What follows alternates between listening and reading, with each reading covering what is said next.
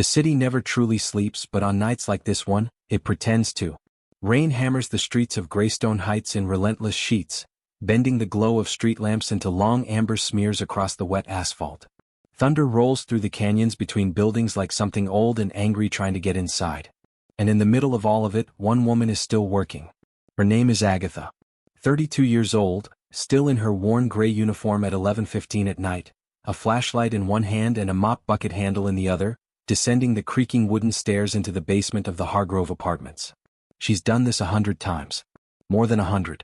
The building super wants the utility corridors swept and mopped before morning inspection, and Agatha needs the overtime. Her brother Marcus's physical therapy bills don't pay themselves. The flashlight beam cuts a pale corridor through the dark. The basement smells like mildew and old iron pipes and something else she can't name, something sharp and copper-sweet that makes the back of her throat tighten. She tells herself it's nothing. Rust. Old water.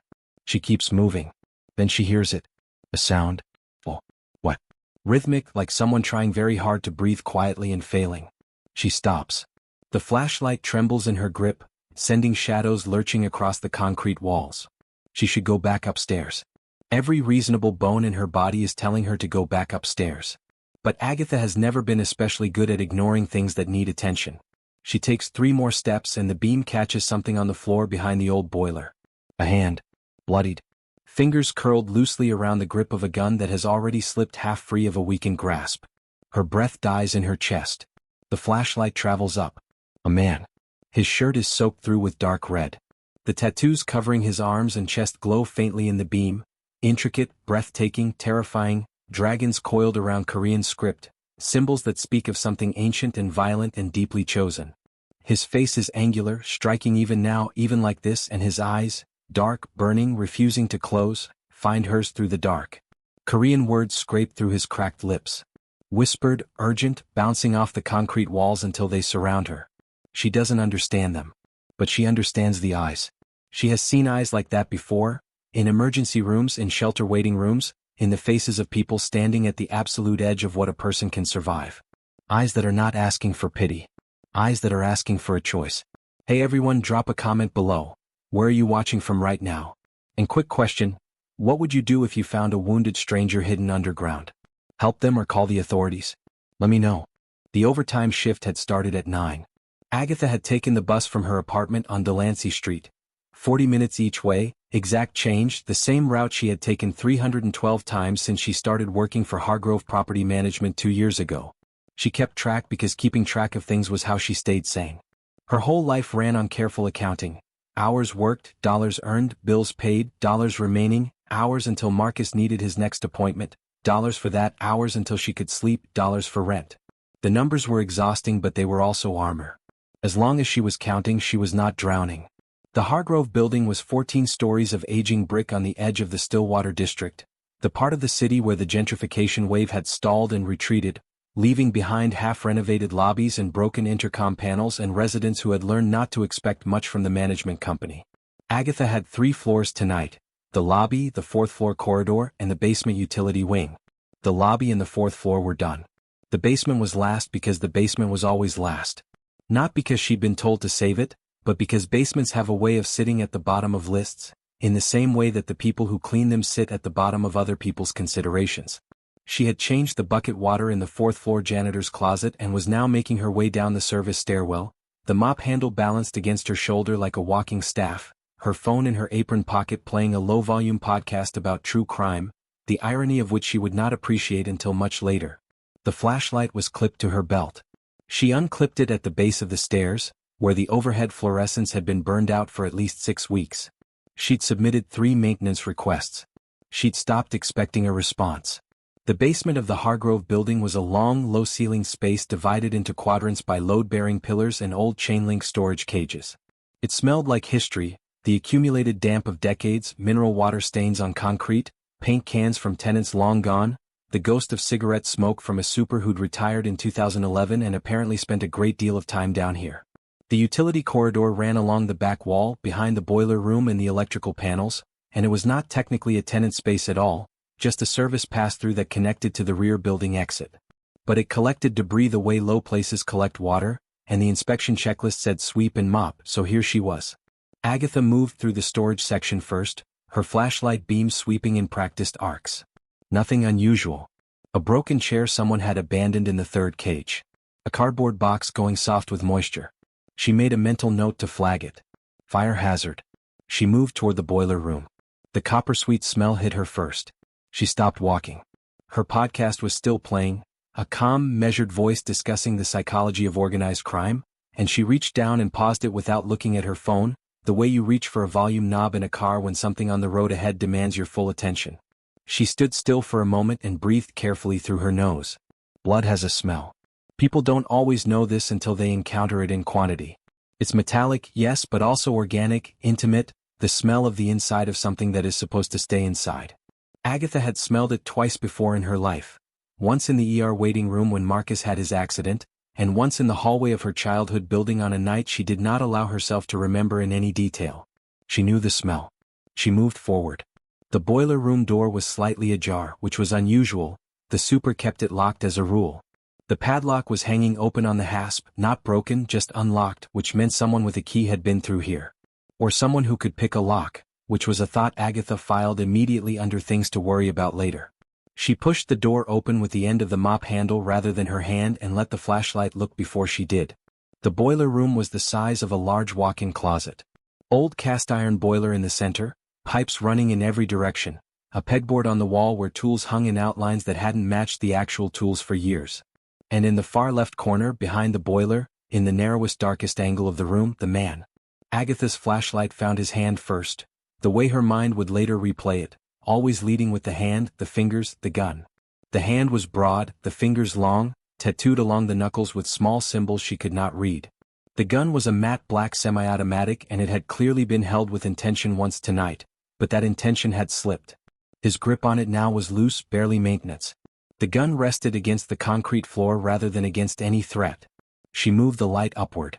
The man was sitting with his back against the wall in a position that said he had either chosen to stop or had run out of choices. His legs were extended, his head tipped slightly back.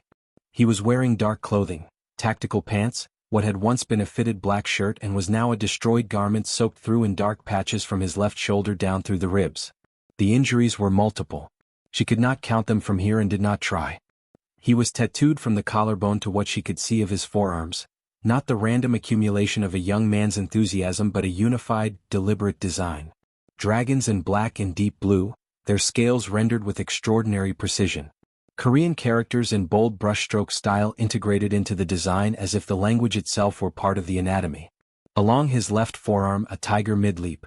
Along the back of his right hand, something that might have been a compass rose or a stylized sun. The tattoos were beautiful. She registered this fact despite everything, the way you register that lightning is beautiful even as it splits the tree in your yard. His face. She brought the light there last, as if some courtesy demanded that she acknowledge the rest of him before she looked him in the eye. Strong jaw, dark hair matted against his forehead from the rain or the sweat or both. The kind of face that would be called arresting even under these circumstances. He looked mid-30s. He looked like he was using the very last of something. His eyes were open. They found the flashlight beam with obvious effort, tracked it to her face and stayed there. For 3 full seconds neither of them moved or spoke. Then he said something in Korean. 3 words, quiet and deliberate. His voice was low, accented even in what she could tell was a strained state, a voice meant to carry authority that was currently carrying it on a badly damaged foundation. He said the words again. She didn't understand them. But the tone was clear. He was not asking her to get help. He was asking her not to call anyone. You're not in any position to be making requests, Agatha said, and was mildly surprised by how steady her own voice came out. His eyes changed slightly, not softened exactly but sharpened with something like focus, reassessment. His lips moved. Please. His English was accented and precise. It sounded like a word he had chosen carefully from a list of available options. No police. Agatha looked at him for a long moment. She looked at the gun, still loosely held. She looked at the wounds. She looked at the tattoos because they told her something even if she couldn't read exactly what. She looked at his eyes, which were dark and exhausted and refusing, absolutely refusing, to beg any more than that single word, which had already cost him something. Her podcast was still paused. The boiler was ticking. Rain hammered the small ground-level window above and to the left, sending thin rivulets down the concrete wall. Agatha Beaumont had spent 32 years making practical decisions. She had a disabled brother who depended on her. She had bills she could not afford to miss. She had a job she could not afford to lose. Every single reasonable calculation pointed toward backing out of this room, going upstairs and calling someone else to deal with whatever this was. She set down the mop. She unzipped the front of her cleaning apron and assessed what she had: latex gloves, a roll of heavy-duty paper towels, a bottle of hydrogen peroxide she used to clean bathroom grout, a small roll of electrical tape, her phone, and a granola bar she hadn't gotten to eat. Not a trauma kit. Not even close. "I'm not a nurse," she said, already pulling on the latex gloves. "I'm not a doctor. I can slow the bleeding. That's it." He watched her move toward him without speaking, and something in the line of his shoulders, this man who was built and carried himself like someone accustomed to being in the seat of power, something in him came down a fraction. Not relaxed. Not surrendered. But acknowledging. She knelt on the concrete floor beside him. Up close the wounds were worse. There were at least 2 bullet wounds she could identify, one through the left shoulder and one grazing the right side of his ribcage. There were also lacerations that looked like blade work, shallow but numerous, along the left forearm. Someone had wanted him found in pieces tonight. "How long have you been down here?" she asked, working as she talked because her hands needed something to do with the information her brain was giving her. "Since 8, he said. 3 hours. 3 hours of this." She pressed the folded paper towels hard against the shoulder wound and heard his sharp inhalation, the first involuntary sound he'd made, quickly controlled. "Hold that," she said, guiding his uninjured right hand to the compress. "Press hard. Don't argue with me." He pressed hard. He did not argue. "My name is Agatha," she said, because she was raised to introduce herself even in impossible circumstances, and because she needed the ordinary rhythm of her own name right now to stay functional. Pause. Then, Hae-il. Outside, the rain continued its assault on the city. Above them, the building held its breath. And in the dark of the Hargrove basement, a maid in a worn gray uniform worked to keep a Korean Mafia boss alive, and neither of them yet understood what they had just started. By midnight, Agatha had used nearly everything in her apron. The hydrogen peroxide had done its ugly, fizzing work.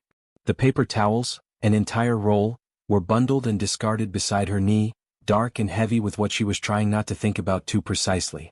She had secured the shoulder compress with electrical tape wrapped twice around his torso, which was not surgical but was firm, and the bleeding there had slowed to something she could tell herself was manageable. The rib graze was shallower than it looked, which was the one piece of luck in the room.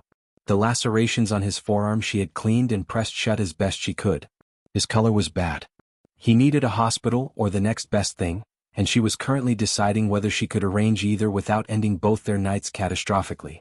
Hae-il had not passed out. She found this both impressive and slightly inconvenient.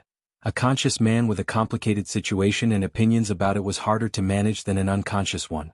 He watched her work with an expression that sat somewhere between evaluation and controlled pain, and he answered her questions in short, direct sentences that told her exactly what she needed to know and nothing she didn't ask for. "Who did this to you?" "Rivals." "Are they in the building?" "No. They believe I am already dead." "Why are they wrong?" The edge of something crossed his face, not quite a smile, more like an acknowledgement that the question was sharper than he'd expected. "Because I am harder to kill than they remembered." "Right." She taped the last edge of the makeshift rib bandage and sat back on her heels, studying the total of her work. "It wasn't good. It was better than nothing. You need a doctor. A real one." "I have a doctor." His jaw was tight, his breathing careful. "I cannot reach him without a phone. Mine is gone." Agatha looked at her own phone. This was the pivot point. She could feel it, the exact moment where a choice calcifies into a direction. If she handed this man her phone, she was involved. More involved than cleaning up his blood, which she was already involved enough in to ruin her evening. But if she didn't, she handed him the phone. He looked at it for a moment and she noticed that his right hand, the one she'd had pressing the compress, had a slight tremor that he was working to suppress. He noticed her noticing. "I will make it brief," he said and dialed a number from memory.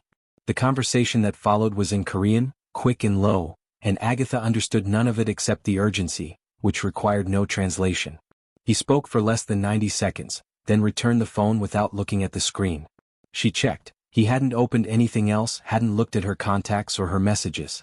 She catalogued this small integrity and said nothing about it. "Someone will come in 1 hour. The East Service entrance." I don't have the key to the east service entrance. I do. He reached slowly into the inside pocket of the wrecked shirt and produced a key on a black cord. He held it out to her and she took it, and their fingers came close but did not touch, and Agatha was annoyed at herself for noting the near contact at all. How do you have a key to this building service entrance? This building belongs to a holding company, he said. The holding company has certain associations. She stared at him. You own this building? Associates own it. It is complicated. He paused. You pay rent here? I work here. I don't live here. Ah. Something shifted in his expression. Not sympathy exactly, but information being filed and waited. You are the cleaning staff. I'm the overnight cleaning staff, yes. Which is why I'm the one who found you instead of someone who would have had more options about what to do next. She looked at him steadily. I want to be clear about something. I don't know who you are and I don't want to know any more than I already do. I helped you tonight because you were bleeding and I am not the kind of person who walks away from that. But when your doctor comes, we are done. I don't know you, I didn't see you, and I go home. He studied her for a long moment. The boiler ticked. The rain had softened to a steady hiss. You are direct, he said. I'm tired, she said. Direct is what's left when I'm tired. The hour that followed was the strangest of Agatha's life, and her life had contained some genuinely strange hours. She could not leave the basement. Leaving him alone would risk him losing consciousness with no one to monitor, and despite everything she had just said, she was not capable of simply going upstairs and mopping floors while a man she'd stabilized bled out in the dark below her. So she stayed. She sat on the concrete floor with her back against the opposite wall, knees up, cleaning apron folded in her lap, and she waited. He did not sleep, though she could see the effort it cost him to stay awake. He asked her one question about 30 minutes in, and it was not the question she expected. Your name? Agatha. It is uncommon. My grandmother's name. She gave it to you?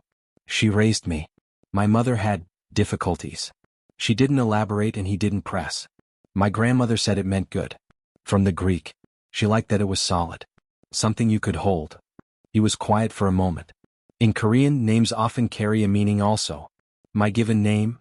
He paused and she had the sense he was deciding something. Hae-il. It means sun. Rising sun. She looked at him. This man in the dark, covered in blood, waiting in the basement for a rescue his body might not hold out for. That's a lot to live up to. Yes, he said simply. At 12:58, two figures entered through the east service door with the precision of people who had navigated worse logistics than this. The first was a compact Korean man in his 50s with a medical bag who introduced himself only as Dr. Shin and immediately got to work without the slightest visible reaction to the circumstances. The second was younger, built like a door, with close-cropped hair and the kind of stillness that comes from professional training rather than natural temperament. He positioned himself at the service entrance and did not speak. Dr. Shin looked at Agatha's makeshift work with an expression she could not fully read. You did this? He asked. With what I had. He nodded once, in a way that she chose to interpret as professional approval.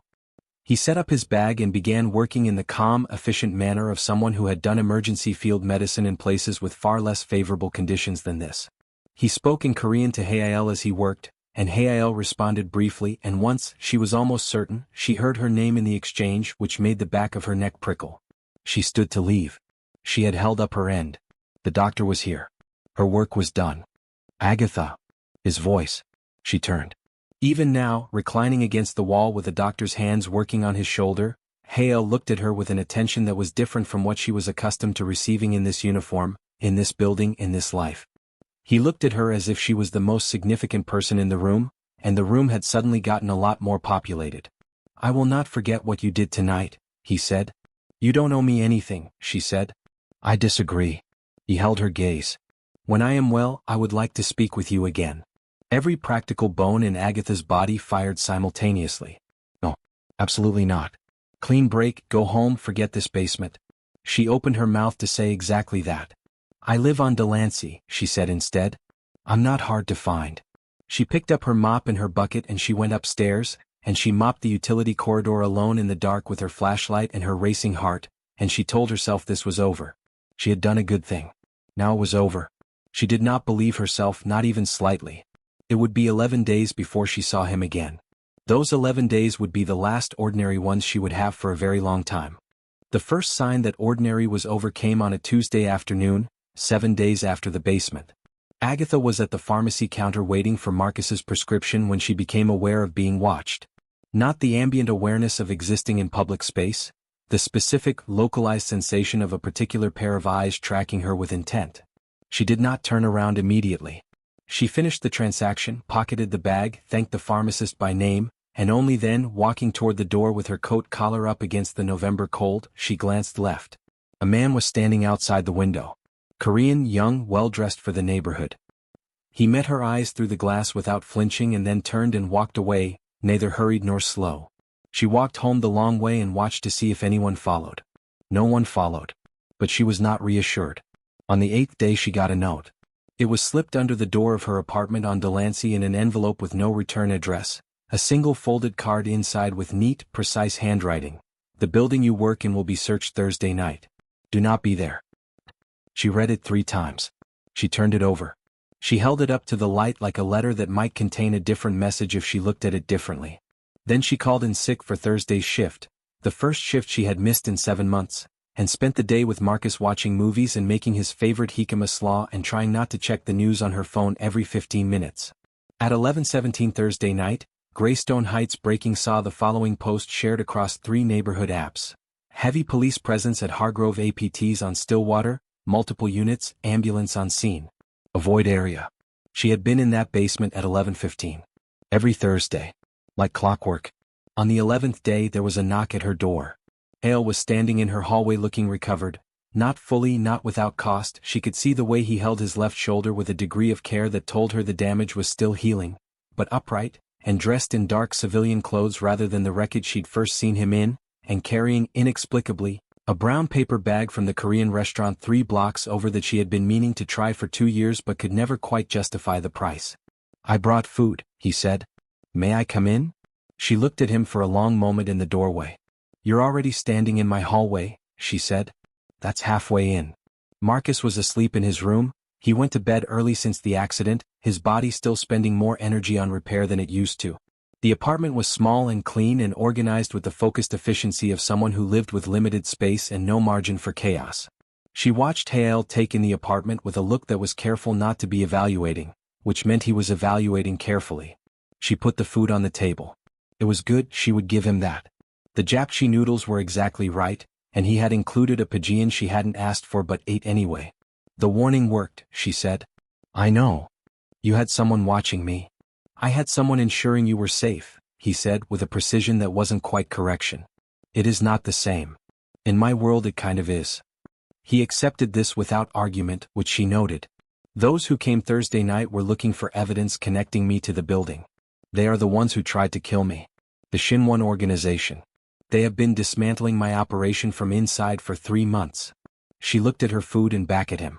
"You're telling me this because you already know enough to be dangerous to them whether you know it or not. And because you deserve to understand the situation you are in." The situation she was in. She let that sit for a moment. "I'm in a situation because I helped you," she said. "Yes. I'm sorry for that." And the remarkable thing was that he sounded like he meant it, not the performed apology of someone managing a problem, but the genuine regret of someone who understands the cost their circumstances place on others. "I cannot change it now. But I can do my best to ensure you are protected while it resolves." "I don't want to be protected," she said. "I want to not be in danger." "Those are related but not identical," he said, and she felt the accuracy of that like a small, sharp thing. "The Shinwon know someone helped me that night. They do not know who. But they are resourceful and they are pulling threads. They will find the thread that leads to the maintenance log and to you, and I would rather that not happen while you are unaware and alone." She set her chopsticks down and pressed her palms flat on the table and looked at him straight. "What exactly are you proposing?" What he proposed was a temporary relocation. Safe house, his organization's not police-affiliated, obviously. Just until the Shinwon threat was contained. She and Marcus both. She would be reimbursed for lost wages. Marcus's medical care would be arranged, discreetly and fully, through a private physician associated with the syndicate who was, Hae-il assured her, genuinely excellent. 2 weeks at most. She said no. Immediately and completely. He nodded as if he'd expected this and did not push, and somehow the fact that he didn't push made her think about it more than any argument would have. She said no again 3 days later when 2 men she didn't recognize sat in a parked car outside her building for 6 hours, and she only discovered them because Marcus, who spent a lot of time at the window, mentioned it casually over dinner. She called the number from the note. The relocation happened in under 4 hours, which told her something about the infrastructure she was now adjacent to. She packed efficiently, 3 bags for her, 1 for Marcus, his medication organized by day in the case she kept for his appointments. Marcus asked exactly one question in the car, looking at Hae-il in the front passenger seat. "Are you in the mob?" Hae-il turned to look at him. "I run an organization that operates outside legal frameworks, yes." Marcus considered this. "Agatha fixes everything," he said, not to Hae-il specifically but to the car in general. "She always has." Hae-il looked at Agatha in the rearview mirror at that, and she looked back, and neither of them looked away for just a second too long. The safe house was a converted townhouse in Norwell, 40 minutes from the city, tasteful and well-stocked and alarmed 6 ways she could count and probably more she couldn't. Hae-il's people, and there were people, a quiet infrastructure of competent individuals who moved through the house with professional calm, treated Marcus with matter-of-fact respect that disarmed her more than anything else had. No pity. No adjustment for his wheelchair. Just accommodation, fast and practical. At 2 in the morning, the house quiet and Marcus sleeping in a room that was nicer than his bedroom at home, Agatha sat in the kitchen with a cup of tea she wasn't drinking and tried to calculate where exactly she had gone wrong. Or right. She wasn't certain of the distinction anymore. Hae-il appeared in the kitchen doorway. He had been debriefed for hours by his lieutenants in the study, she'd heard the low urgency of it through walls, and he looked tired in a way that had nothing to do with the healing wounds. "You should sleep," he said. "So should you." "I will." He didn't move to leave. He looked at her across the kitchen in the quiet of the house, and for the first time since the basement there was no urgency in the room, no immediate crisis demanding attention, just 2 people who had pulled each other through something dangerous and were now standing in the aftermath of it trying to figure out what they were to each other. "Your brother," he said. "He trusts you completely. He always has." She wrapped her hands around the tea mug. "He's all I've got left, really? And yet you chose to help a stranger. You were bleeding. Many people bleed." She thought about that. "I didn't walk away from him either," she said, nodding toward the hallway where Marcus slept. "When everyone else did. I don't know how to calculate who deserves help before I give it. I just give it and figure it out later." Something moved across his face. Something quiet and wondering. "I have been in the world I am in for 14 years, he said.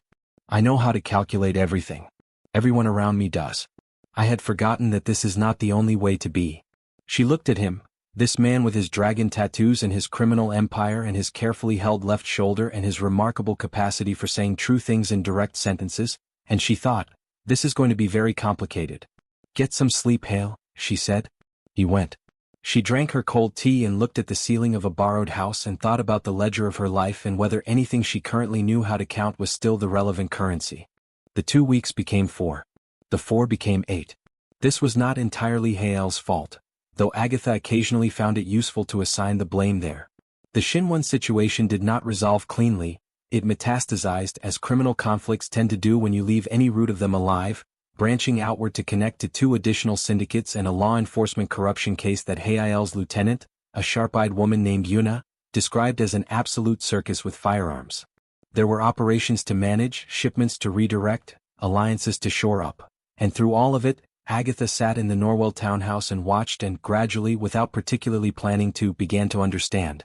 She had always been good at understanding systems.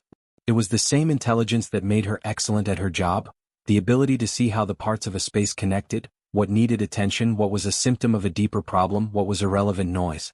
She applied this same intelligence to the machinery of the Eclipse Syndicate, and the machinery responded to being looked at by revealing itself.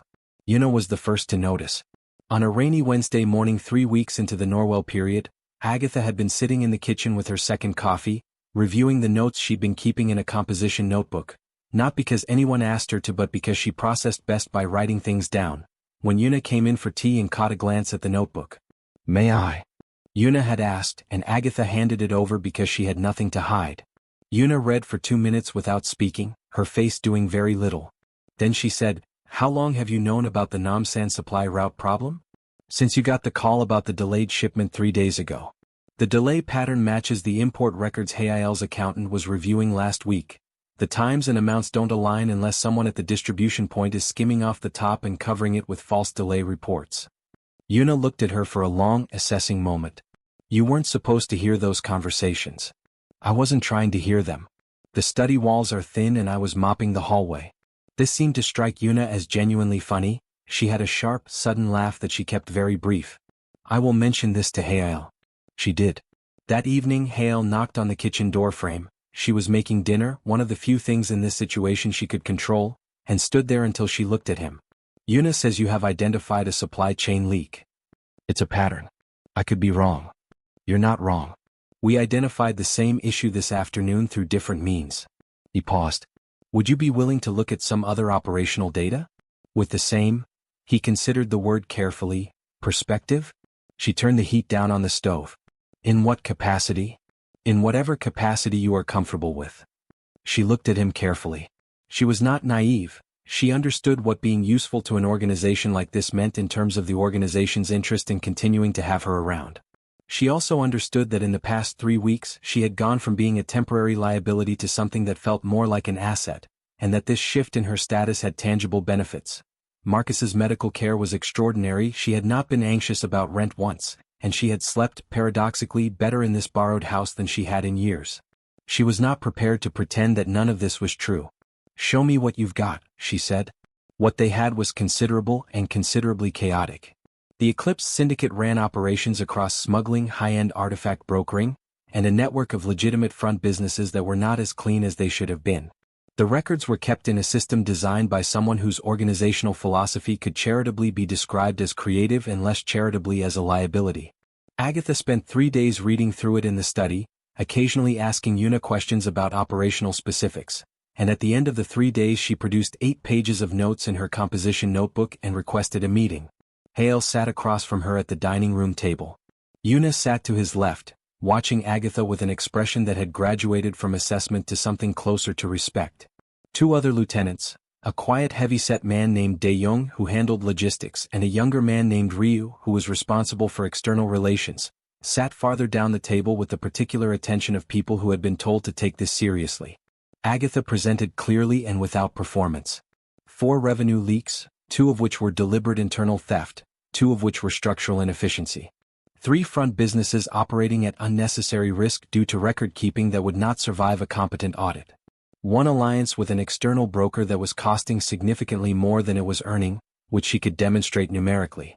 And 1 opportunity she'd noticed, a clean import pathway being underutilized that could be repositioned to move the artifact brokering side of the operation under a legitimate cultural consultancy umbrella, which would both clean up the legal exposure and, not incidentally, allow them to pay taxes and stop operating in an environment where every transaction was a potential criminal charge. She stopped talking. The table was quiet. Hae-il was looking at her with an expression she'd seen him use on very few things, an expression of genuine and focused interest that had nothing performative in it. The cultural consultancy proposal, he said. You've thought about this for longer than 3 days. Since the first week. It's been developing. This would require structural changes to the brokering side that would take, he looked at Dae-young. 6 months minimum, Dae-young said. Possibly a year. Worth it, Ryu said, and he sounded surprised to hear himself saying it. Yuna was not surprised. She had the look of someone whose existing calculation had just been confirmed. I want to be clear, Agatha said, because she'd learned in the last few weeks that clarity was the only currency in this room that never devalued, that I'm not joining your organization. I'm not in the life. I don't have a title or a role. I'm a person who happened to notice some things that seemed useful. Of course, Hae-il said. He said it with complete neutrality, and she did not quite believe him, but she also noted that he'd spent 8 weeks respecting every boundary she'd set without testing or maneuvering, which was more than she could say for most people she'd known in far less complicated circumstances. The proposal moved forward. Agatha worked on it through December, hunched over the dining room table with spreadsheets and coffee, occasionally conferring with Dae-young on logistics and with a syndicate-adjacent lawyer named Min Seo who was being paid very well to make several things more legitimate than they currently were. She missed her job. She did not miss it as much as she'd expected to. She missed the certainty of it, the known perimeters of a mop and bucket and a floor that needed cleaning. The work she was doing now had no clean perimeters, and that was terrifying, and also, she admitted to herself in the quiet dark of the Norwell kitchen at midnight, alive in a way she hadn't felt in years. The romance, if it could be called that yet, which she consistently argued to herself it could not, Advanced the way things advance between two careful people in close proximity who are also dealing with a great deal of other material. Not in declarations. In smaller things. In the way he brought her tea when he made his own, knowing by now that she took it with honey rather than sugar. In the evenings when Marcus was asleep and the house was quiet, when they sat in the living room and talked, first about operational things then gradually about other things. His childhood in Incheon. The father who had been a hard man, the older brother who had gone into legitimate business and with whom he had not spoken in 6 years, the precise moment in his early 20s when he made a decision that set the direction of everything that followed, and the way he carried that decision without pretending it had been made for him. She told him about growing up in Delancey's version of poverty, about her grandmother's voice and her grandmother's name, solid, something to hold, about the years of scrambling after her mother left and before Marcus's accident and after Marcus's accident, about the way a mop and bucket can feel like dignity or defeat depending entirely on whether you're the one choosing to hold them. You chose it, he said one evening, not quite a question. I chose to keep Marcus and keep our apartment and keep the lights on. The method was what was available. And now the method is different. She looked at the fire. The townhouse had a fireplace, one of its more surreal amenities, and thought about that. The method is different. I'm still not sure what I'm choosing. He was quiet for a moment.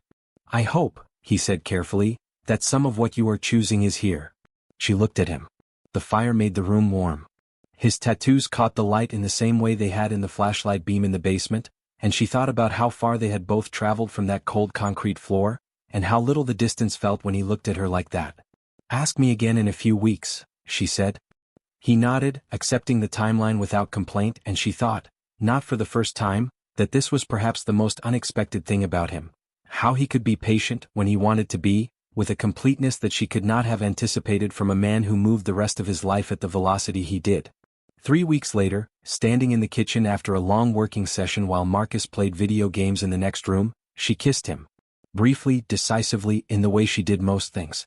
He went very still for exactly 1 second, the stillness of something settling rather than stopping, and then his right hand came up to her face with an extraordinary gentleness and he kissed her back, and the kitchen felt like the whole world for that small, warm moment. Okay, she said when she stepped back. Okay, he agreed. They went back to the spreadsheet. But both of them were smiling, and in the room next door Marcus could be heard winning whatever game he was playing, and the fire had not gone out, and the night was quiet. The blow, when it came from the last direction Agatha had thought to watch. By February, the Norwell period had fully evolved into something none of them were calling by its true name yet. Agatha had a workspace in the townhouse, an actual desk now with a proper monitor and a secure drive, because the composition notebook system had exceeded its own capacity and even she had been forced to admit that she needed better infrastructure. She was the architect of what the Eclipse Syndicate's lieutenants had begun calling, in their less guarded moments, the Reform Project.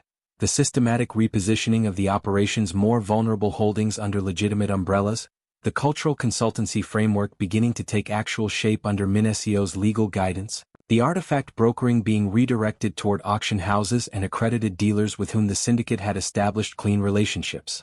It was real work. It was her work. She owned it in the way she had owned the knowledge of which bathrooms in the Hargrove building would clog if you didn't clear the drain strainer every Tuesday, completely, functionally, with the quiet authority of someone who understands a system better than anyone who built it. What she was slower to own was her role in the social architecture of the organization itself. She was Hae-il's. There was no clean noun for what she was, which irritated her, but Hae-il's was the shape of it, and this conferred a status she had not asked for and was still learning to navigate. The lieutenants had largely adapted. Yuna had become something close to a friend, which surprised both of them. Dae-young was reliable and uncomplicated. Ryu had positioned himself as a supporter of the Reform Project with an enthusiasm that Agatha found, in retrospect, slightly too consistent to be entirely organic. Ryu was 28. He had come up through the syndicate's external relations side, which meant he had spent years managing interactions between Eclipse and its many counterparts in the wider underworld economy. He was charming, capable, and had the particular social skill of making everyone feel seen. He had been among the first to affirm her cultural consultancy proposal. He had checked in on Marcus during the weeks when the Shinwon situation was most acute and Agatha had been in long operational meetings. He brought food to the office sometimes, quality takeout from places that required reservations, placed casually in the kitchen like an afterthought. She had liked him. She had trusted him with the particular limited trust she distributed carefully to people in this world. The first sign was a number that didn't reconcile. It was a Tuesday in mid-February, and she was cross-referencing the Namsan route records against the corrected supply chain documentation. The leak she'd identified in October had been addressed, or had appeared to be addressed, but she was auditing the correction as a matter of course. And there was a number that didn't reconcile. Small. 42,000 distributed across 6 transactions in 6 weeks, in denominations and routing patterns that would have read as normal operational variance to anyone who hadn't spent 4 months memorizing what normal operational variance actually looked like. She sat with it for a day. She built the picture in her notebook first, the old way. Pencil, paper, the physical act of writing slowing her thinking enough to see clearly. By the time she had 3 pages she knew 2 things. The money was leaving through a channel Ryu managed, and it was going somewhere the syndicate's records did not account for. She did not go to Hae-il first. She went to Yuna. Yuna's office in the townhouse. They had been in Norwell long enough for it to have offices now, which was its own observation, was organized with the crisp militarism of someone who processed anxiety through order. She listened to Agatha's presentation without interrupting, which was the highest form of attention Yuna gave anyone. When Agatha finished, Yuna was quiet for 30 seconds. "Show me the Namsan subledger," Yuna said. They spent 3 hours on it together. By the end, Yuna's face had the particular set of someone who has confirmed a fear they'd had long enough to have made a small peace with it. "There is more," Yuna said. "Beyond the financials." She paused with the pause of someone deciding how much to say, and then chose completeness. "Ryu has been in contact with a man named Baek Jung-won. Baek runs the eastern operations of Shimbora, which is one of the 3 syndicates currently allied with Shinwon." The ceiling of the room seemed to lower by a foot. "He's been feeding them operational intelligence," Agatha said. "It wasn't a question. For at least 2 months, I believe. Possibly since the Shinwon attack." Yuna's jaw was tight. "The attack that left Hae-il in the basement of your building." Agatha was quiet for a long moment. She was doing the arithmetic she had not wanted to do. If Ryu had been feeding information to the Shinwon allies for months, then everything they thought they'd secured, the Norwell location, Marcus's routines, Agatha's role in the reform project, the cultural consultancy structure, Minacio's identity, was potentially compromised. "We need to tell Hae-il," she said. "Yes," Yuna said. "And we need to tell him everything. Including," she paused, "your theory about how they found the townhouse twice in the last month." Agatha had not shared that theory with Yuna, which meant Yuna had gotten to it independently. "The maintenance request," Agatha said. "You filed it under your work email, which is connected to your name, which is connected to the Hargrove building. To the incident file." She pressed her hands flat on Yuna's desk. "Someone pulled my maintenance file from the Hargrove records and used it to confirm my identity. And then connected me to the Norwell location through the property registration of one of the holding companies, which Ryu manages.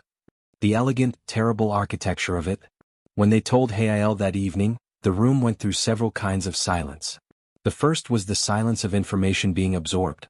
The second was the silence of implications being followed to their destinations. The third was something else, something quieter and colder, that Agatha had not seen in him before. Not anger exactly, but the absolute stillness of a man whose trust has been violated by someone he thought of as family, and who is deciding what to do with that violation. Ryu was not in the townhouse. He was in the city for a meeting that, they now understood, served 2 purposes. "We have perhaps 6 hours before he returns and realizes we know," De-young said. He had been pulled into the room quickly and had processed the information with the same professional calm he brought to logistics problems. "After that, he will either run or communicate to Baek that we've identified him, which triggers whatever protocol they have." "I know the protocol," Hae-il said. His voice was level in the way that very still water is level, not calm but flat, the feeling tamped down to a plane. "They will move on the art shipment in Busan 3 weeks early. And they will do it in a way that leaves traces pointing to us. To implicate the syndicate with the harbor authorities," Yuna confirmed. "Or worse," Hae-il said. "With Interpol." The response was 3-pronged and moved within the hour. De-young was dispatched to redirect the Busan shipment through an alternative route that Ryu had not been briefed on. Yuna coordinated with 2 external contacts to create a digital trail that would lead Ryu's handlers on a useful detour. And Hae-il made 2 phone calls in Korean, both brief, both with the quality of finality. Agatha managed Marcus's transfer to a secondary location, a clean apartment above a Norwell dry cleaning shop that had nothing to do with any registrable holding company, in under 2 hours, with Marcus's cooperation secured by the simple fact that he trusted her completely. She packed his things with the practiced efficiency of someone who had moved quickly before and knew what mattered and what didn't. When she came back to the townhouse to collect her own things, Hae-il was in the hallway outside her room. He looked at her with an expression that was asking something he wasn't saying. "I'm not going anywhere," she said before he could ask it.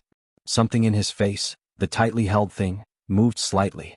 "I would understand if—" Hae-il.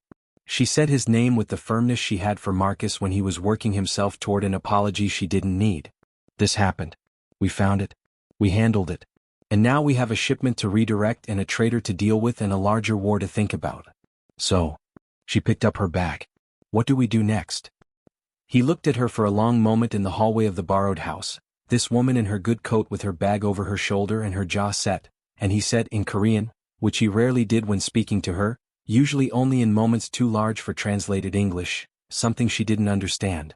"What does that mean?" she asked. "It means," he said, "that I am very glad I was bleeding in that particular basement." She almost laughed. "Come on," she said. "Let's go." They went.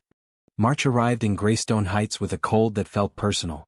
Ryu disappeared rather than return to the townhouse, which told them he had been warned, which told them the 6-hour window estimate had been generous, which meant the protocol had likely already been initiated. Hae-il took this news standing at the kitchen window of the backup location, watching the pre-dawn street below with the contained intensity of a man rapidly recalculating a game board. "Beck moves in 48 hours, he said. "You're certain?" Yuna asked. "Ryu knows the Busan route. He knows our alternative routes. He doesn't know the one Dae-young used last night because I hadn't briefed that one yet, but he knows everything else, and Beck will use everything else before that window closes." He turned from the window. "We don't have 48 hours. We have 24. The 24 hours that followed were the most operationally complex of Agatha's life, which remained a sentence she could not quite believe applied to her. She was not in the field. This had been established as a clear limit, one she had not contested because she knew what she brought and what she didn't, and running logistics from a room with a secure connection and 3 phones was more valuable than any field role she could occupy. She managed communications between 4 locations, tracked the movement of 3 separate shipments being routed through newly arranged channels, and maintained a running analysis of Beck's organizational patterns based on the intelligence files Yuna had pulled for her. Beck Jung-won was 61, former military, now a significant figure in the Shimbora organization's eastern operations. His strategic pattern was what military analysts called economy of force. He rarely committed more resources than the minimum required, preferred deception to direct confrontation, and had a documented history of using legal mechanisms, police cooperation, customs officials, harbor authorities, as weapons of choice. Which meant the Busan Gambit was not about taking the shipment. It was about creating a paper trail that would invite official intervention. "He's not trying to steal from you," Agatha said at the morning briefing. "He's trying to get you arrested.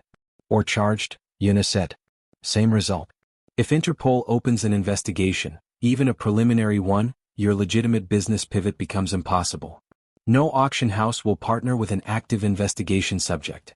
The cultural consultancy dies in its cradle." Hae-il looked at the board. They had built a physical one now, the kind you see in crime dramas, which Agatha found both impressive and deeply strange to be standing in front of. "He wants to stop the reform project specifically. Because it's the only thing that makes Eclipse sustainable long-term," Agatha said. "If Eclipse legitimizes, you become harder to destroy through legal channels. So he destroys the mechanism before it can complete." Silence. Then Ryu's voice said, "That's correct." Except Ryu was not in the room. There was a phone on the table, connected to a call that one of Yuna's contacts had established as part of their counter-operation, and Ryu's voice was coming through the speaker. He had been patched in without his knowledge to this briefing. It was an operation within the operation. If Ryu confirmed the intelligence by responding to the analysis, they'd have it on record. Ryu had responded.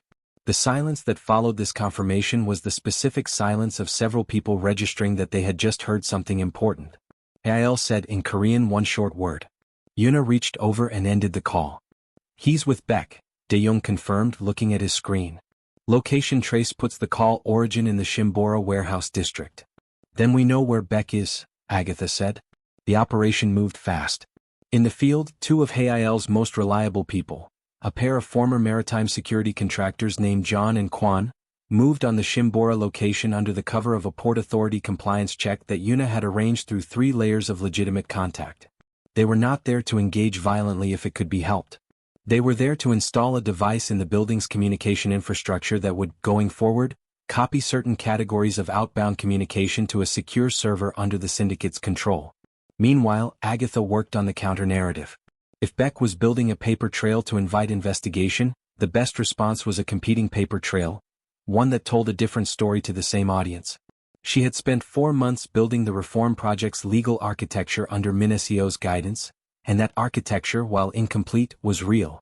It was legitimate. It was documentable. She spent 9 hours with Minacio on a call that stretched into the night, accelerating the filing of the cultural consultancy's registration, the front business audits, the charitable educational fund she'd proposed and Hae-il had agreed to in January. By the time the sun came up, 3 filings were on record that had not existed 24 hours ago. Legal existence. Paper of their own. It won't stop an investigation, Minacio said, sounding exhausted. It complicates one, Agatha said. That's enough for now. What happened on the second night was violent, and Agatha was not there for it. She was at the dry cleaning apartment with Marcus by agreement, because there are limits and this was one of them, and Hae-il had been clear and she had not fought him on it. She knew that Hae-il and Yuna and the field team moved on a Shimbora transport point. She knew there were confrontations. She knew there were injuries. She heard this the following morning when Hae-il came in looking like he hadn't slept, which he hadn't, with his left shoulder being held with that careful attention again and his eyes carrying the weight of a night she could only partially imagine. She did not ask for details he wasn't offering. She made him sit down, made tea, sat across from him at the small kitchen table of the dry cleaning apartment while Marcus was still asleep. Ryu? She asked. In custody. Our custody. Pause. He will not be a problem. She understood what this meant and what it didn't mean, and she chose to believe the version that let her continue to sit at this table with this person. Beck. Retreated. The intelligence we took from the warehouse gives us significant leverage. He will spend the next several months managing his own exposure rather than ours. He looked at his tea. The Busan shipment arrived cleanly. She exhaled slowly. And the harbor authority records? Were accessed by a Shimbora contact yesterday afternoon. They found nothing of use. Because we moved the shipment the day before. Because you identified the risk 2 days before we would have, he said looking at her, and gave us time to move. She wrapped her hands around her mug. The winter morning was thin and bright through the small window. Above them, someone was moving around in the dry cleaning shop, the sound of a steamer starting up, the ordinary sounds of ordinary commerce, and Agatha thought that this was the most precise image she'd ever encountered for her life right now. The ordinary world directly above her head, going about its business, while she sat in the complicated space below it. Where does this leave us? She asked. Shimbora is not destroyed. Shimwon is still hostile. There are others who will test us because they tested and found us weakened. He was honest in the way that she valued, the way that some people can't afford to be because truth is more expensive than reassurance. But we are not destroyed. And we are not the same organization we were 6 months ago. No, she agreed. We're not. He looked at her. The weight in his eyes had not left, but underneath it was something else, something she'd seen growing for months, something warm and certain. You are not the same either, he said. She thought of the woman descending into the Hargrove basement with a mop and a flashlight and a granola bar she hadn't gotten to eat. The careful arithmetic of a life lived at the margin. The 112-night bus route. No, she said. I'm not. She was not sorry about it. April brought the summit proposal, and the summit proposal smelled wrong from the beginning. It came through a back channel that Yuna controlled, which was the correct channel for this kind of thing, and it came from a man named Cha Ji-hoon, a broker technically neutral, one of those underworld figures who exist at the intersections of competing powers and make their living ensuring that everyone stays at the table. Cha was 60, gaunt, precisely dressed, and had a reputation for facilitating agreements that held. He was the kind of figure you called when you wanted peace and meant it. Agatha's problem with the proposal was not Cha specifically. Her problem was the timing. Shimbora had just been embarrassed. Beck was managing exposure. The Shimwon organization had lost 2 senior figures in the fallout from the harbor operation. By any rational calculation, this was their weakest moment, not the moment at which they would call for talks which carry risk of their own. Unless the talks were not talks. She put this to Hae-il in the study of the new safe location. They had moved again, a smaller but cleaner space in the Welling district, above a bookshop that was genuinely a bookshop, which Agatha found pleasing. If the talks are a container for something else, she said, What's inside the container? Hae-il had the look of someone who had arrived at the same conclusion through a different route and was comparing maps. Information extraction, he said. Or removal, Yuna said from the corner. She was going through the Cha file with the thorough grimness she applied to all intelligence review. The last summit Cha facilitated where one party attended in bad faith, 2019 Jeju Protocol, the attending party's senior figure was detained by authorities the following morning. Clean arrest. Evidence package ready in advance. They're building another package, Agatha said. She looked at the file she'd been handed, Cha's known associates, his locations, his communication patterns. But they can't build it without knowing more about our current structure. The reform project changes the shape of the organization. They don't have a clear picture of what we look like right now. So the summit is reconnaissance, Hae-il said. The summit is reconnaissance, she confirmed. They want to see who you bring, how you structure the room, what the new chain of command looks like. They'll have someone with a camera and someone with an ear, and they'll build the package from what they observe. Hae-il was quiet, looking at the Cha file. We attend, he said. She looked at him. We attend knowing it's reconnaissance. We attend and we control what they observe. He looked up, and there was something sharp and particular in his expression. The look of a man who has spent 14 years playing a game at the highest level and very much enjoys the moments when the board tilts in his favor. We give them a picture. We choose which picture. This was, Agatha reflected, exactly the kind of thinking she had been absorbing for 5 months. The preparation for the summit took 2 weeks and was the most sophisticated piece of theater she had been involved in producing. The performance was this: a version of the Eclipse Syndicate that looked like an organization still running on old rails, still operating the pre-reform infrastructure, still led by a man whose organization was a criminal enterprise rather than a legitimizing entity. Dae-young would attend as logistics chief of the old supply routes, which were still running because transition is not instant, and would bring documentation that confirmed exactly what Beck's intelligence files already suggested about those routes. Yuna would be visibly absent, which would read as a sign of internal fracture to anyone who knew how central she was. Hae-il would attend as what he was on the surface: a criminal organization's leader considering negotiation from a position of some weakness. And Agatha would not attend. She would, however, be in the building. The summit was scheduled for a Thursday evening at a neutral restaurant in the Carver district, the kind of establishment that had private rooms and a long history of hosting conversations that did not appear in its records. Cha had arranged it.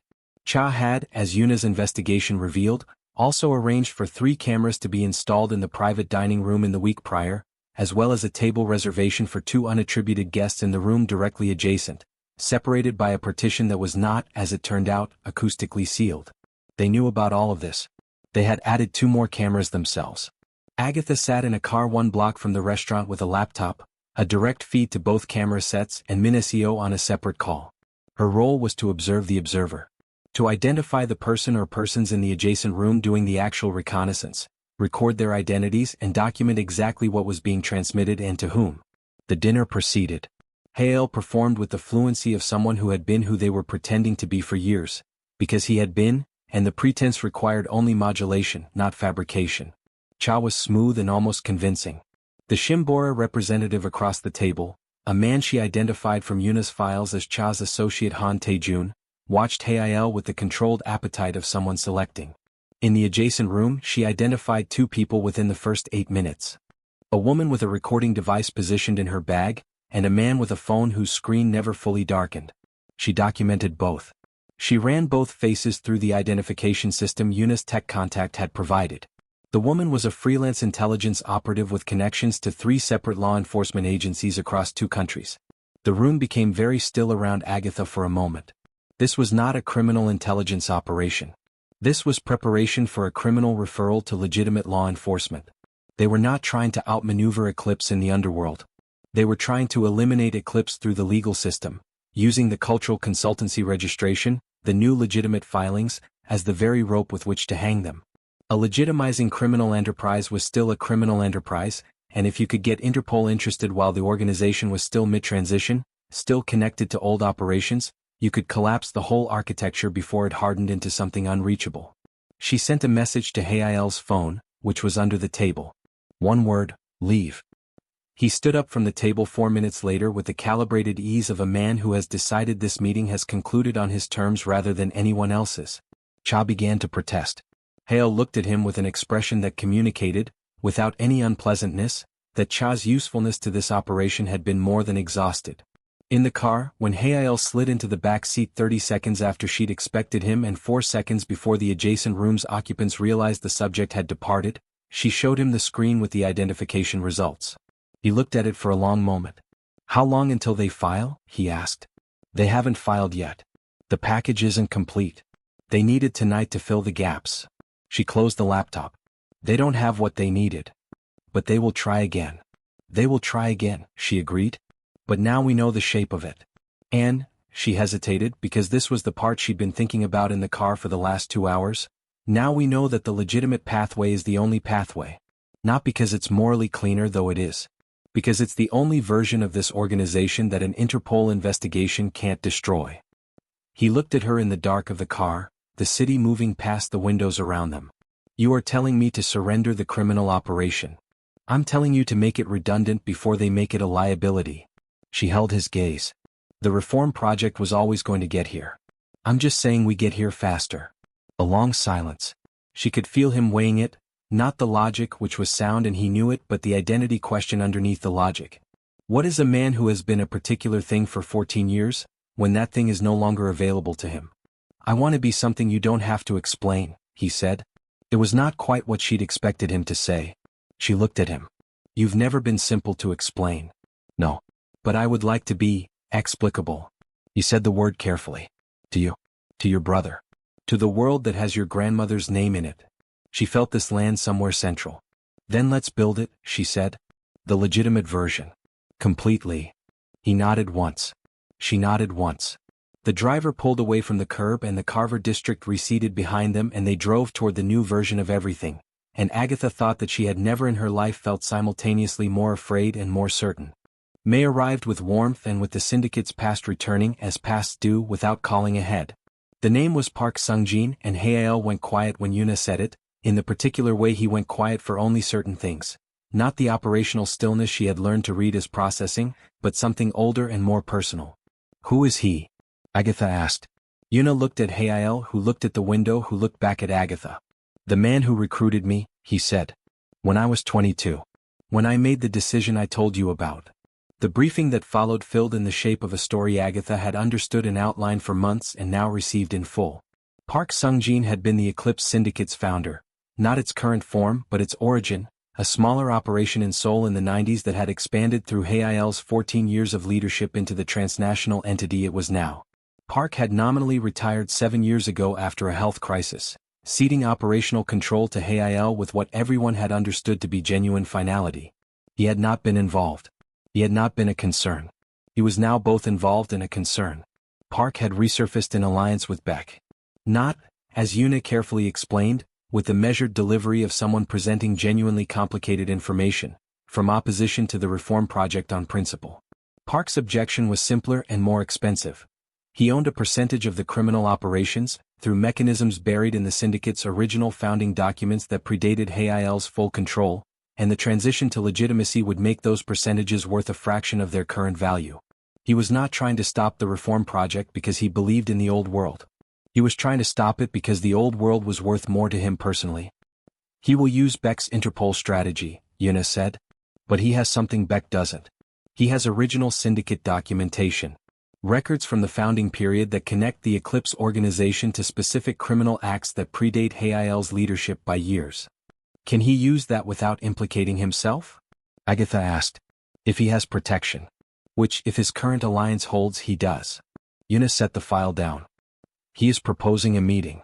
In person. He wants to discuss terms." The terms, which had been communicated through Cha, who had apparently not learned any lesson from the last summit, were essentially extortion packaged as negotiation. Park's silence regarding the original documents in exchange for a financial settlement that would compensate him for the legitimacy transition at original criminal values. A number that would consume most of the legal architecture they'd built and leave the reform project structurally hollow. Agatha said, "He's going to come to that meeting with the evidence already packaged. He's not negotiating. He's delivering an ultimatum in person so that he can see Hae-il's face when he receives it." The room was quiet. Hae-il had not spoken since Yuna said the name. He was at the window again, the study window of the Welling bookshop apartment, looking out at the street below where people were going about their ordinary spring afternoon. She watched him from across the room and understood that this was different from Ryu, from Beck, from the harbor operation, from all of it. This was someone who had been a father figure in the particular way that criminal worlds produce father figures. With total authority and total commitment and the specific damage that comes from being formed by someone who required your loyalty before you were old enough to have chosen it freely. She crossed the room and stood beside him. Not touching, just present. He built the thing that became you, she said quietly. Yes. He was looking at the street. And I built it into something he didn't anticipate. Something better. Something different at minimum. Pause. He was not a bad man once. He was a practical one. The world he built made practical sense in the world that existed when he built it. That world is gone. Yes. And he is angry about it. He turned from the window. As if I am responsible for time. She wanted to say, you are not responsible for him. She wanted to say, the fact that you were shaped by him doesn't obligate you to be unmade by him. She said something closer to what she actually meant. What do you want from this? Not strategically. Actually want. He looked at her for a long moment. I want to look at him and be honest, he said. I want to say what I've made and why, and I want him to understand it whether he accepts it or not. And then I want it to be done. She nodded. Then we do it that way. The meeting with Park was arranged for a Friday evening in the first week of May, at a private dining room in the kind of establishment where men who have managed large amounts of money or power or both have quiet meals. Agatha chose not to be there, and she chose it deliberately. This was Hae-il's reckoning, and her presence would complicate it in ways that served neither of them. But she worked for 3 days prior with Min-seo and with a digital security consultant Yuna trusted to ensure that the founding documents Park was holding were, to the extent possible, neutralized as legal weapons. This involved a carefully constructed argument about chain of custody and document authentication that Min-seo said she wouldn't want to test in court, but that would create enough procedural questions to delay and complicate any filing significantly. It was not perfect. It was what they had. What Hae-il had in that private room was himself. He came back at 11 that night with the look of a man who has been through a wall and is still standing.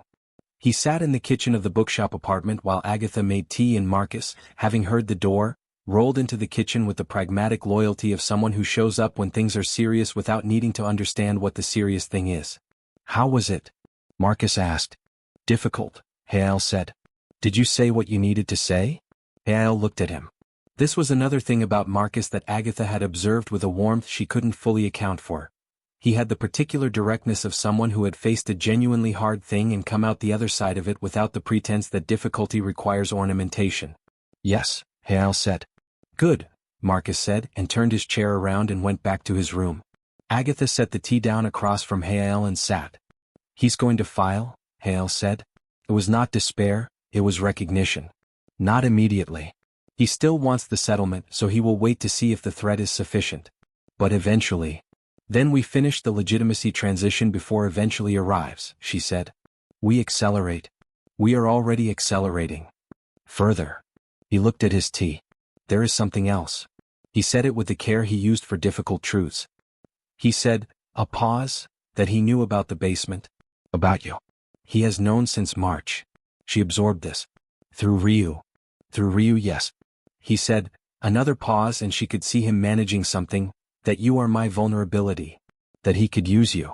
The kitchen was very quiet. The bookshop below them was closed for the night, and the street outside was the soft noise of a city winding down. And, she said. And I told him that he is correct. That you are the most important person in my life and that if he moved toward you he would understand what I was built to do when something I love is threatened. She looked at him across the table. The fluorescent light of the kitchen was prosaic and unromantic and she was aware, with a fullness that she hadn't expected to feel in a kitchen under fluorescent light, that she was exactly where she was supposed to be. You told him that, she said.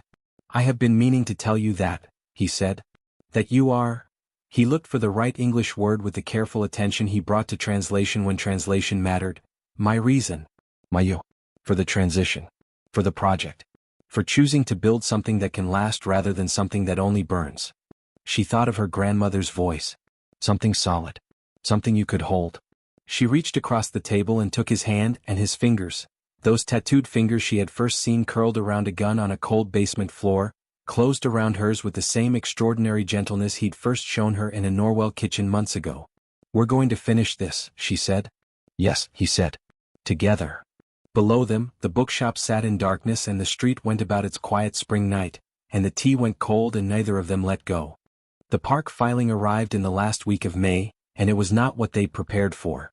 It was smaller. A single document, covering a single transaction from the syndicate's founding period, supported by one exhibit rather than the comprehensive package they had anticipated.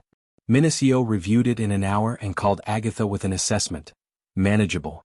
Procedurally flawed on the authentication chain, contestable on jurisdictional grounds, insufficient on its own to trigger the investigation the filing apparently intended to initiate. Why so small? Agatha asked. Minicio was quiet for a moment. The larger package wasn't filed. Which means either he's holding it in reserve. Or it's gone, Agatha said. She called Yuna. Yuna confirmed, in the careful way Yuna confirmed things she was partly responsible for, that the original syndicate documentation had been the subject of a specific operation during the second week of May, and that those documents were no longer in Park Sungjin's possession, and that Agatha did not need to know more than that, and that Park had been made to understand that the filing of incomplete documentation with legal vulnerabilities was the only documentation he was now capable of filing. Was anyone hurt? Agatha asked. No, Yuna said. He was not hurt.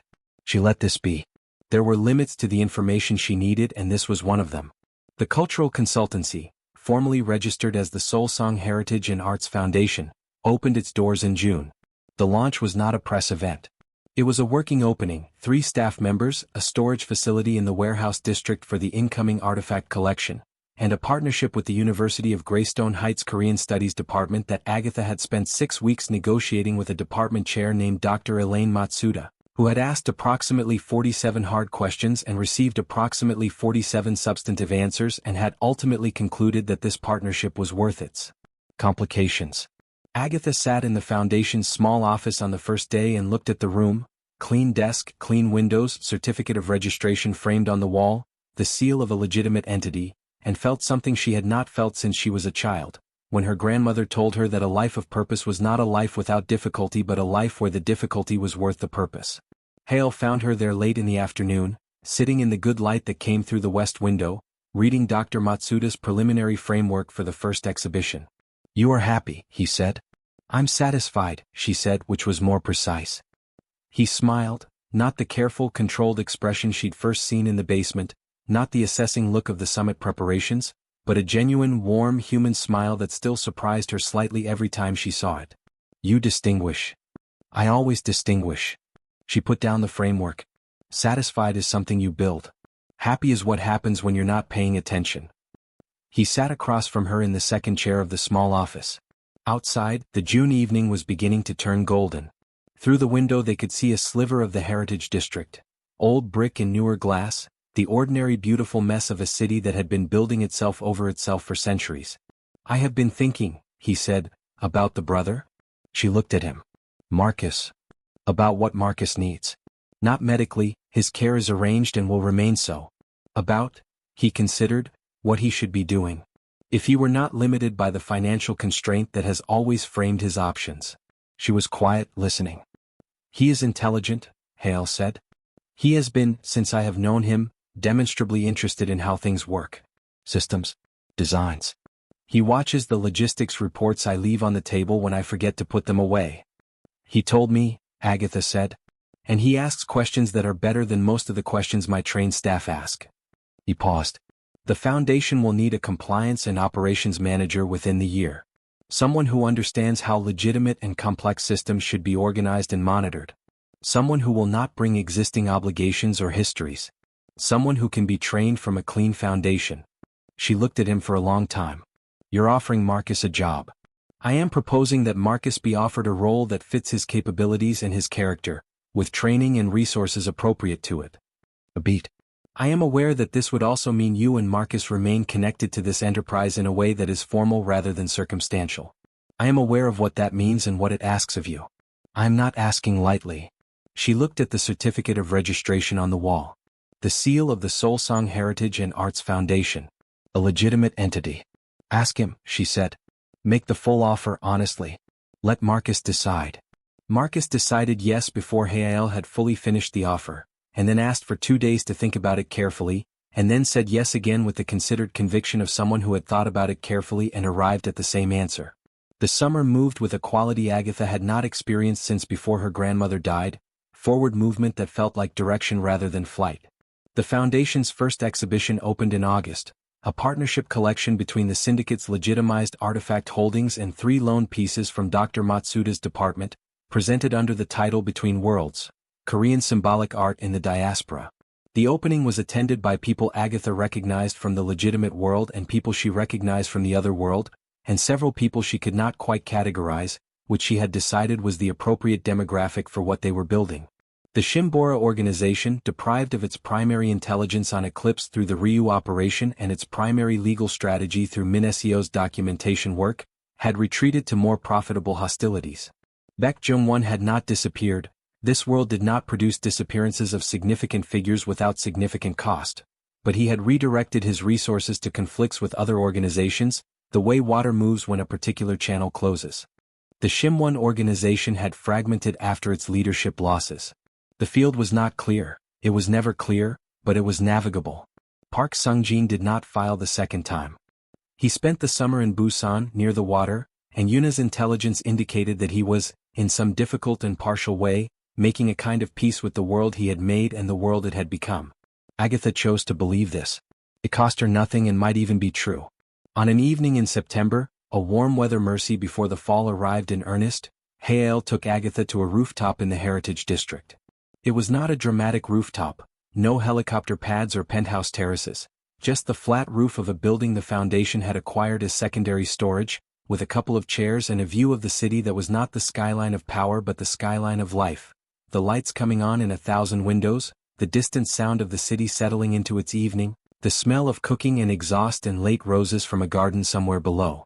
She stood at the edge and looked at it all, and felt the full accumulation of the year pressing at the back of her chest. The basement, the blood, the cold concrete, the flashlight, and all the way through to here, to this rooftop, to this evening, to this person standing beside her who had been built by the world as one thing and was in the process of building himself into something else. "I want to tell you something," she said. "Tell me," he said. "I left the Hargrove building that night thinking I was getting back to my real life. That it would be a story I'd tell myself about the time I did something brave and went home." She was quiet for a moment. "I didn't know that the basement was the beginning of my real life. Not the interruption of it." He was quiet beside her, and the city was quiet below them, and the September air was the particular warmth of a season that knows it is almost over and is spending itself generously. "This is not the life I would have designed for you," he said. "No," she agreed. "It's better. Design lives are too small." He turned toward her and she turned toward him, and the city was behind them and the future was in front of them, and both of those things were true at the same time, which was the only honest way to stand in any moment. "I love you," he said in English, with the care he gave to translations that mattered. "I know," she said. And then, "I love you too." He laughed, not the careful contained acknowledgement she'd spent a year cataloging, but a real one, surprised out of him. It changed his whole face. Below them, in the Foundation storage facility, the first exhibition's borrowed pieces were being carefully reinstalled after their opening run. In the Heritage District, Marcus was in a coffee shop with Dr. Matsuda's graduate assistant, reviewing the compliance framework he'd drafted for the Foundation's second quarter, asking precisely the right questions and noting the answers with the focused attention of someone who has finally found work equal to their intelligence. In the city beyond, the ordinary machinery of life was running. The buses and the pharmacies and the buildings that needed cleaning and the people in worn uniforms doing necessary work that the rest of the world takes for granted.